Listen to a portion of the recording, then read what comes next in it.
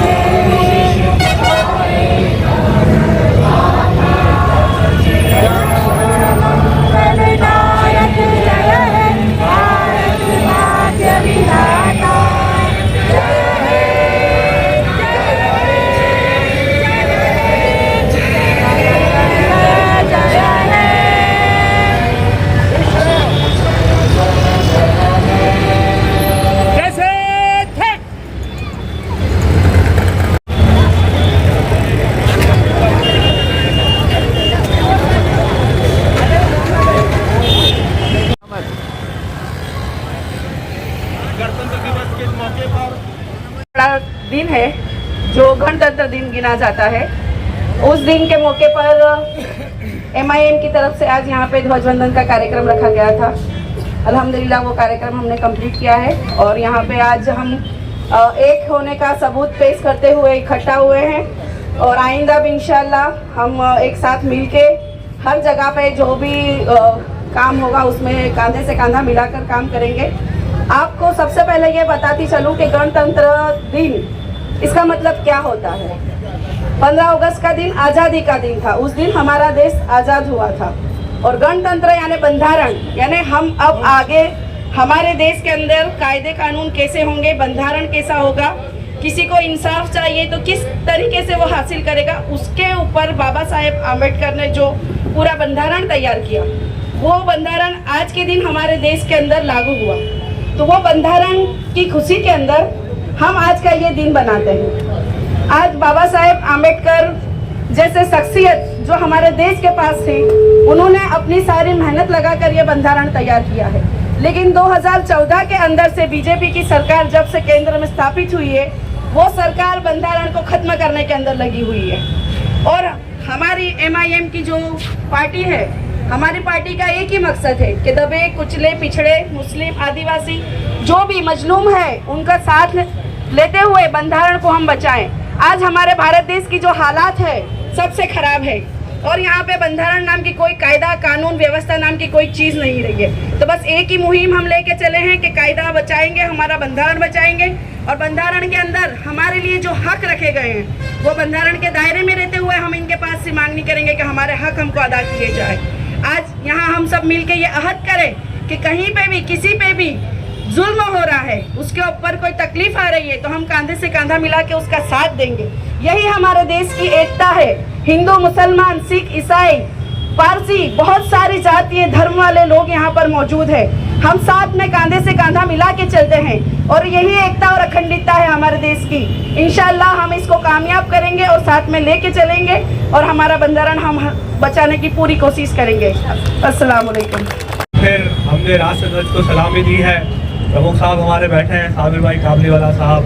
बहुत खुशी हुई, बहन हमारी ज़ैनब ने जो आज बात रखी, आप लोगों को जानकर हैरानी होगी कि आज से 1 साल पहले तक शायद हमारी बहन ने सोचा भी नहीं होगा कि इतने बड़े पैमाने पर सामाजिक तौर पे उनको मैदान में आने का मौका मिलेगा। हम चाहते हैं कौम व मिल्लत की बहनें ऐसे ही बाहर आए जैसे हमारी ज़ैनब बहन बाहर आई है। और हमेशा मैं उनकी रिसर्च और उनकी सोच और उनके इन्वेस्टिगेटिव जो तरीका है उसको मैं सराहता रहता हूँ। कई बार सलाह सूचन के लिए वो पूछती भी हैं और मेरे पास जो कुछ भी इल्म है वो मैं शेयर करता भी रहता हूँ। बात है आज के गणतंत्र की।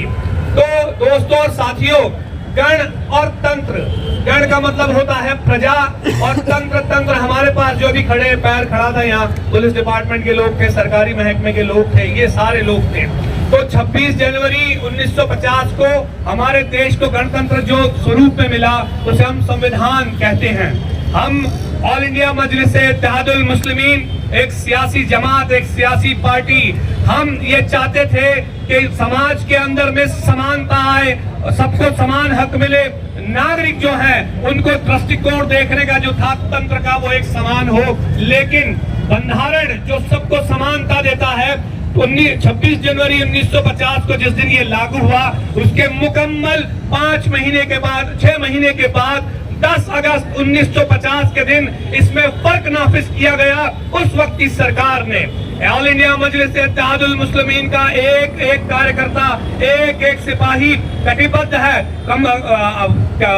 उससे जुड़ा हुआ लाल है उससे, इस बात को लेकर कि संविधान भारत सरकार ने एक नोटिफिकेशन जिसको अध्यादेश कहते हैं जारी किया और ये कहा गया कि एक विशेष धर्म के लोगों को आरक्षण का बेनिफिट मिलेगा या आरक्षण का फायदा मिलेगा। सबसे पहली असमानता कहीं ना कहीं वो खंडित नजर आती है। तो हम लोगों को चाहिए कि आज के गणतंत्र पर गण के स्वरूप में, प्रजा के स्वरूप में, for the people, by the people, and the people कहने वाले सरकार के स्वरूप में जो तंत्र बैठा है उसे ये एहसास दिलाया जाए कि भारत में पैदा होने वाला हर एक इंसान, भारत का हर एक नागरिक समानता का अधिकार रखता है और वो समानता ये बंधारण देता है और बंधारण की समानता में फर्क करने वाले लोगों को किसी सूरत हाल हमारी सरजमीन, भारत की सरजमीन पे बर्दाश्त नहीं किया जा सकता। साहब का कॉन्स्टिट्यूशन, वो कॉन्स्टिट्यूशन, और मुझे कहते हुए बिल्कुल न डर है न शर्म है कि आरएसएस के चीफ सुदर्शन ने कहा था कि आउटडेटेड हो चुका है, इसको अरब के समुद्र में फेंक देना चाहिए। लेकिन आपको बता देना चाहता हूँ, जब तक हिंदुस्तान में बैरिस्टर असदुद्दीन ओवैसी जैसे लोग हैं, हिंदुस्तान के इस कॉन्स्टिट्यूशन को आज नहीं आ सकती, ये बरकरार रहेगा। सदर स्टेज पर मौजूद हमारे सबके सदर जनाब साबिर भाई काबलीवाला साहब, प्रमुख कच्छ से आए हुए हमारे दोस्त शरीफ खान साहब, हमारी अहमदाबाद की महिला सदर, हमारी तीनों महिला काउंसिलर, गुजरात के युवा प्रमुख, अहमदाबाद शहर के युवा प्रमुख और अहमदाबाद शहर में मेरे से कंधे से कंधा मिलाकर काम करने वाले तमाम पदाधिकारी, बोर्ड प्रमुख,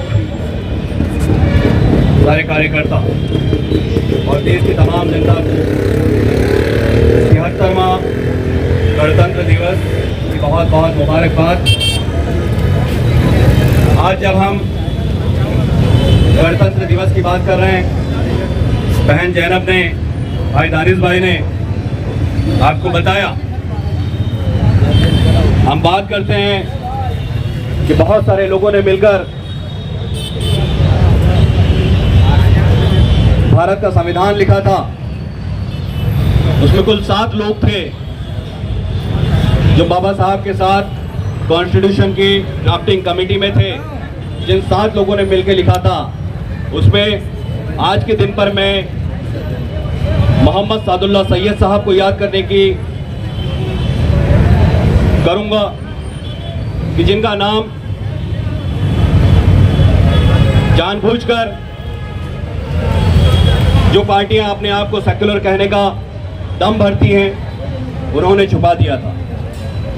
ऑल इंडिया मजलिस-ए-इत्तेहादुल मुस्लिमीन की ये कोशिश लगातार होगी कि हम बाबा साहब के साथ साथ मोहम्मद सादुल्लाह सैयद साहब को भी याद करें कि जितना बाबा साहब ने संविधान में कंट्रीब्यूशन था वही कंट्रीब्यूशन मोहम्मद सादुल्लाह सैयद साहब का भी था।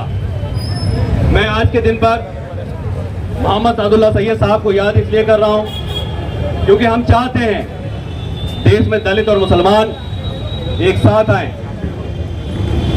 आदिवासी एक साथ आए, पिछड़े एक साथ आए और तमाम लोग मिलकर ये जो 73वां गणतंत्र दिवस हम मना रहे हैं, इसमें जो आज भी खामियां हैं, आज भी कमियां हैं, उन कमियों को मिलकर दूर करें।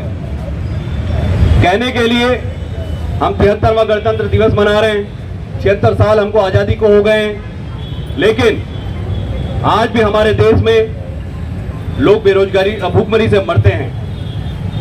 आज भी जब हम 73वां गणतंत्र दिवस मना रहे हैं, उसकी कल शाम को जब विद्यार्थियों को बिहार में पीटा गया, विद्यार्थियों को बिहार में दौड़ा दौड़ा कर पीटा गया, मुझको जामिया की वो रात याद आ गई कि जब CAA के नाम पर हमारे जामिया के स्टूडेंट विरोध कर रहे थे और उनके हॉस्टल में घुसकर, उनके कॉलेज में घुसकर, उनकी लाइब्रेरी में घुसकर, उनके टॉयलेट्स में घुसकर जामिया के लड़की और लड़कों को मारा गया था।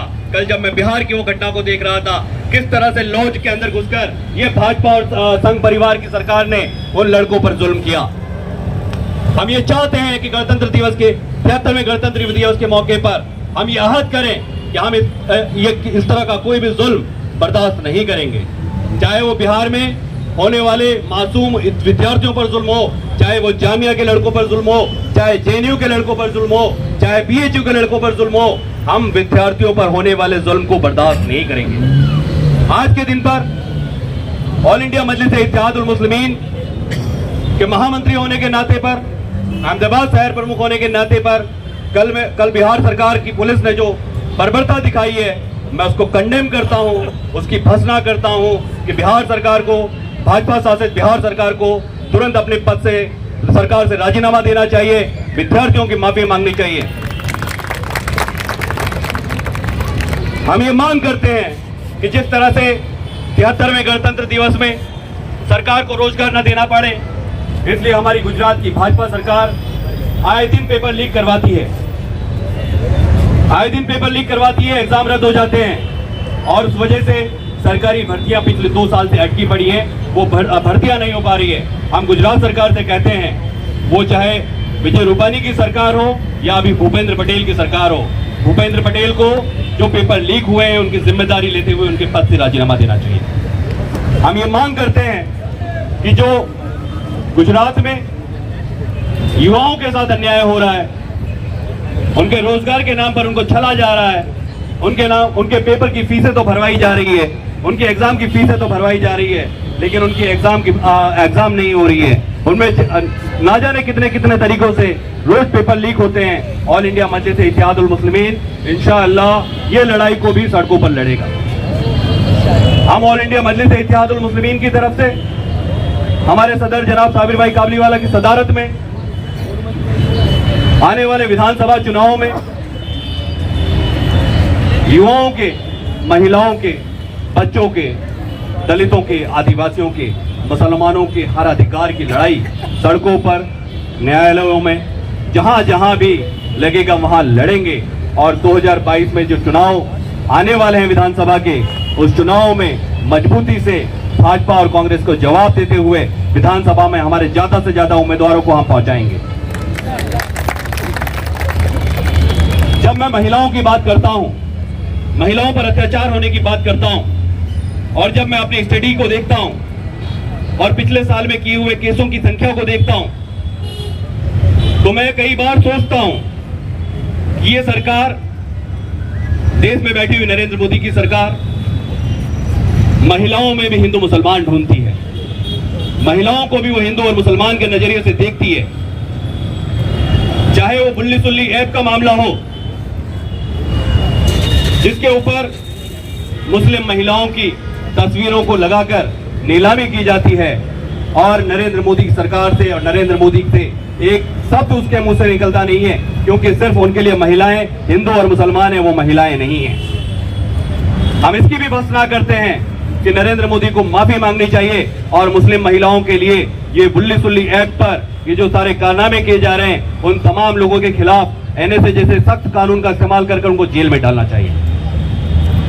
मैं गुजरात में जब छोटी बच्चियों के साथ जो रेप हो रहे हैं, उन मामलों को कोर्ट में देखता हूं, उन मामलों को जब उठाता हूं, मैं जब स्टडी कर रहा था कि 10 केस मैंने उठाए जिनमें ये देखा कि जहां पर मुस्लिम बच्चियां थी, पुलिस का काम करने का रवैया बदल जाता है। मैं 18 साल से ऊपर की लड़कियों की बात नहीं कर रहा, मैं 15 साल, 14 साल और 13 साल की नाबालिग बच्चियों की बात कर रहा हूं कि जब वो बच्चियां मुसलमान होती है तो गुजरात पुलिस का काम करने का रवैया बदल जाता है। 2-2 महीने तक उन बच्चियों की कोई पता नहीं चलता कि बच्ची हैं कहां। एक मामला हमने हमारे सदर के कहने से जूनागढ़ का केसोद का उठाया था। 2 महीने से बच्ची लापता थी। ऑल इंडिया मजलिस इत्तेहादुल मुस्लिमीन ने जब डीजीपी साहब से मिलकर ये कहा कि नमस्कार, मैं हूं रवि दुबे और आप देख रहे हैं SR news Gujarat. Like, subscribe and share. अगर आपको हमारी बताई गई खबरें अच्छी लगे तो उसे लाइक करें, शेयर करें और सब्सक्राइब करें। और हाँ, अगर आप हमसे जुड़े रहना चाहते हैं तो हमारी SR न्यूज़ गुजरात चैनल को सब्सक्राइब करें और बेल आइकन दबाना न भूलें ताकि हम सदा आपसे जुड़े रहें और आप तक नई नई खबरें पहुंचाते रहें।